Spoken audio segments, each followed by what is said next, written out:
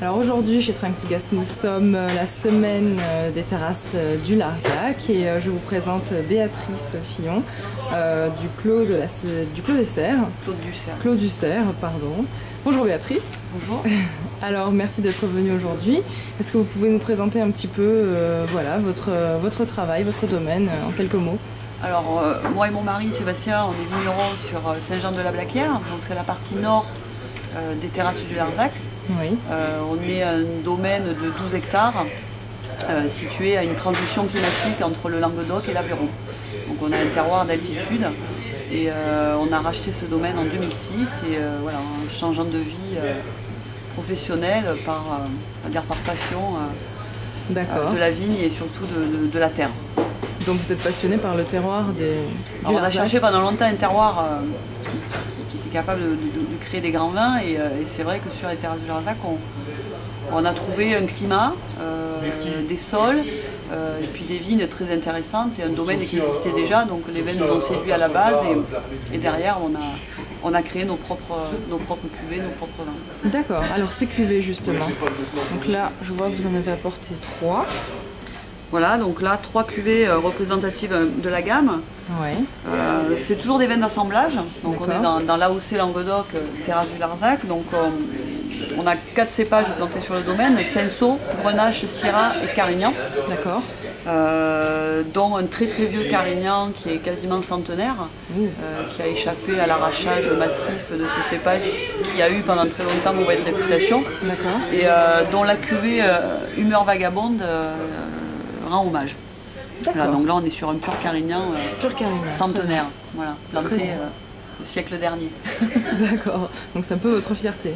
Bah, disons que c'est intéressant de pouvoir voir qu'en travaillant des sols, en travaillant la maîtrise des rendements, on peut arriver à des produits exceptionnels et que l'inverse est aussi vrai.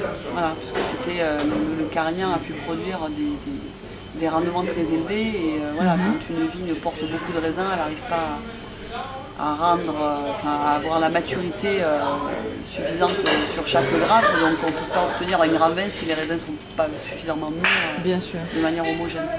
D'accord, très bien. Et donc les deux autres cuvées qui sont présentes cuvées, donc là, la Blaca, en fait, ça symbolise la transition climatique dans laquelle on est situé, parce que ça veut dire le chêne blanc en occitan.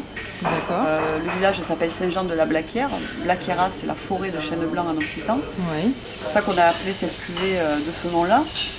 Parce qu'on est vraiment à la transition, c'est-à-dire qu'on a deux types de végétation, du chêne vert, qui est vraiment le chêne méditerranéen, le chêne du sud, et le chêne blanc voilà, qu'on trouve dans le nord de la France. Et chez nous, on a les deux variétés qui se côtoient. Et on a même de l'olivier qui côtoie le châtaignier, ce qui est quand même assez exceptionnel. D'accord, donc c'est une spécificité du terroir. Voilà. D'accord. C'est qu'il fait chaud la journée, frais la nuit. Et ça, c'est extrêmement important pour les vins parce que ça apporte cette belle fraîcheur dans les raisins. Les amplitudes thermiques sont toujours quand même des signes de terroir intéressants parce que les maturités sont beaucoup plus lentes. Quelque part, le raisin se repose un petit peu la nuit, réenclenche son processus de maturité quand il fait chaud la journée. Mais ça permet de tempérer les choses la nuit. Donc ça, c'est toujours facteur de fraîcheur dans les vins. Si je devais résumer un peu la philosophie de nos vins, c'est une belle complexité aromatique et de la fraîcheur en fin de bouche. Voilà, on doit dire deux mots, c'est ça.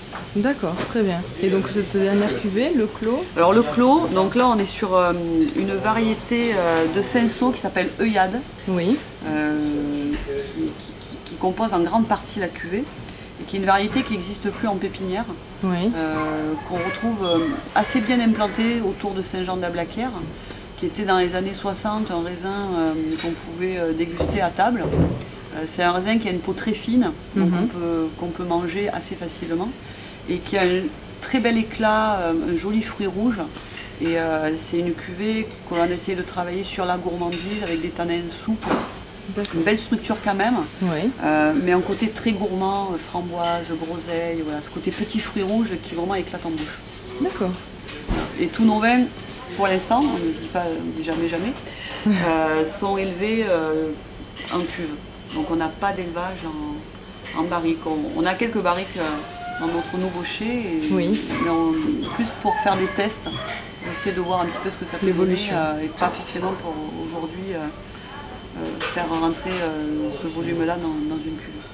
Voilà. Et en 2011, on vient de créer et de construire notre nouveau chai. Oui. Donc là, on est vraiment au milieu des vignes et des oliviers, dans une cave suffisamment grande pour travailler encore avec plus de détails les vinifications et les élevages. Voilà. Donc on a 12 hectares et on a 17 cuves. Donc en fait, on a 15 parcelles. Donc en gros, une parcelle, une cuve, et 17 possibilités pour les assemblages, pour arriver après à 80. Donc ça donne une palette aromatique vraiment très large. Étendu, ça permet de trouver des équilibres intéressants d'un millésime à un autre, puisqu'il y a quand même l'effet millésime qu'il faut toujours savoir gérer. Et pour retrouver le fil conducteur qui est du fruit et de la fraîcheur. Très bien. Voilà. Et merci beaucoup Béatrice pour cette présentation. C'est moi qui vous remercie. Je vous souhaite une bonne soirée. Alors, merci. Bonne soirée.